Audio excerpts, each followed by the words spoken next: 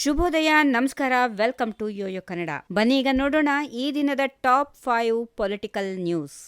ಪ್ರಧಾನಮಂತ್ರಿಗಳ 15 ಅಂಶಗಳ ಕಾರ್ಯಕ್ರಮದ ಆಧಾರದ ಮೇಲೆ ವಸತಿ ಮೀಸಲಾತಿ ಹೆಚ್ಚಳ ನಿರ್ಧಾರವನ್ನು ತೆಗೆದುಕೊಳ್ಳಲಾಗಿದೆ ಹೀಗೆಂದು ಸಿಎಂ ಸಿದ್ದರಾಮಯ್ಯ ಪ್ರಕಟಣೆ ಹೊರಡಿಸಿದ್ದಾರೆ. ರಾಜ್ಯ ಸರ್ಕಾರದ ವಸತಿ ಯೋಜನೆಗಳಿಗೆ ಸಂಬಂಧಪಟ್ಟಂತೆ ಕ್ರಿಶ್ಚಿಯನ್, ಮುಸ್ಲಿಂ, ಜೈನ್ಯರು ಸೇರಿದಂತೆ ಅಲ್ಪಸಂಖ್ಯಾತ ಸಮುದಾಯಗಳ ಫಲಾನುಭವಿಗಳ ಪ್ರಮಾಣವನ್ನು ಹೆಚ್ಚಿಸುವ ಸಲುವಾಗಿ ಕೇಂದ್ರ ಸರ್ಕಾರದ ಮಾರ್ಗಸೂಚಿಗಳ ಪ್ರಕಾರ ಸಚಿವ ಸಂಪುಟವು ಒಂದು ನಿರ್ಣಯವನ್ನ ಕೈಗೊಂಡಿದೆ. ಇದು ಅಲ್ಪಸಂಖ್ಯಾತರ ಕಲ್ಯಾಣಕ್ಕಾಗಿರುವ ಪ್ರಧಾನಮಂತ್ರಿಗಳ 15 ಅಂಶಗಳ ಕಾರ್ಯಕ್ರಮವನ್ನ ಆಧರಿಸಿದ ಮೇಲೆ ತೆಗೆದುಕೊಂಡಂತಹ ತೀರ್ಮಾನವಾಗಿದೆ ಎಂದಿದ್ದಾರೆ.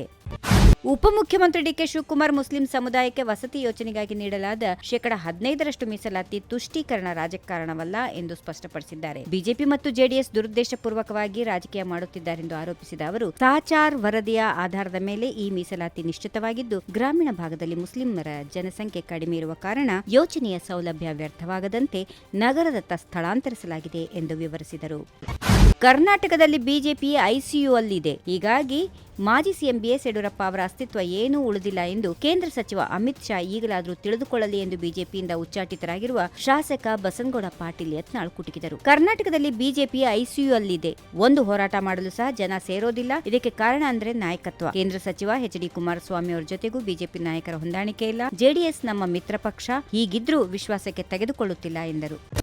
ರಾಜ್ಯ ಸರ್ಕಾರದಲ್ಲಿ ಭ್ರಷ್ಟಾಚಾರ ತಾಂಡವವಾಡುತ್ತಾ ಇದೆ. ಬಹುತೇಕ ಅಭಿವೃದ್ಧಿ ಕೆಲಸಗಳು ಸ್ಥಗಿತವಾಗಿವೆ ಎಂದು ಬಿಜೆಪಿ ಕೇಂದ್ರೀಯ ಸಂಸದೀಯ ಮಂಡಳಿಯ ಸದಸ್ಯ ಮತ್ತು ಮಾಜಿ ಮುಖ್ಯಮಂತ್ರಿ ಬಿಎಸ್ ಯಡಿಯೂರಪ್ಪ ಆರೋಪಿಸಿದ್ದಾರೆ. ಜನರ ಸಂಕಷ್ಟಗಳನ್ನ ಯಾರೂ ಕೇಳುವವರಿಲ್ಲ ಎಂಬಂತ ದುಸ್ಥಿತಿ ಬಂದಿದೆ. ಕೇವಲ ಪ್ರಚಾರದಲ್ಲಿ ಇವರು ತೊಡಗಿದ್ದಾರೆ.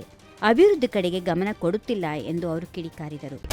ವಸತಿ ಯೋಜನೆಯಲ್ಲಿ ಅಲ್ಪಸಂಖ್ಯಾತರಿಗೆ ಮೀಸಲಾತಿ ಹೆಚ್ಚಳ ಮಾಡಿದ ರಾಜ್ಯ ಸರ್ಕಾರದ ವಿರುದ್ಧ ಬಿಜೆಪಿ ರಾಜ್ಯಾಧ್ಯಕ್ಷ ಬಿವೈ ವಿಜೇಂದ್ರ ಆಕ್ರೋಶ ವ್ಯಕ್ತಪಡಿಸಿದ್ದಾರೆ. ಸಿಎಂ ಸಿದ್ದರಾಮಯ್ಯ ತುಗ್ಲಕ್ ದರ್ಬಾರ ನಡೆಸುತ್ತಿದ್ದಾರೆ. ನಿನ್ನೆ ವಸತಿ ಇಲಾಖೆ ಅಡಿ ಅಲ್ಪಸಂಖ್ಯಾತರಿಗೆ 10% ಮೀಸಲಾತಿಯನ್ನ 15% ಏರಿಸಿದ್ದಾರೆ. ರಾಜ್ಯದಲ್ಲಿ ಮುಖ್ಯಮಂತ್ರಿ ಸಿದ್ದರಾಮಯ್ಯ ಅವರು ಒಡೆದು ಆಳುವ ನೀತಿಯನ್ನು ಅನುಸರಿಸುತ್ತಾ ಇದ್ದಾರೆ. ರಾಜ್ಯ ಸರ್ಕಾರ ಅಲ್ಪಸಂಖ್ಯಾತರ ಓಲೈಕೆ ಮಾಡ್ತಾ ಇದೆ. ಮುಂಬರುವ ದಿನಗಳಲ್ಲಿ ರಾಜ್ಯದ ಜನರೇ ಅವರಿಗೆ ತಕ್ಕ ಉತ್ತರ ನೀಡುತ್ತಾರೆ ಎಂದು ವಾಗ್ದಾಳಿ ನಡೆಸಿದರು. ಈ ವಿಡಿಯೋ ನಿಮಗೆ ಇಷ್ಟವಾದಲ್ಲಿ ಲೈಕ್ ಮಾಡಿ, ಶೇರ್ ಮಾಡಿ, ಸಬ್ಸ್ಕ್ರೈಬ್ ಮಾಡಿ.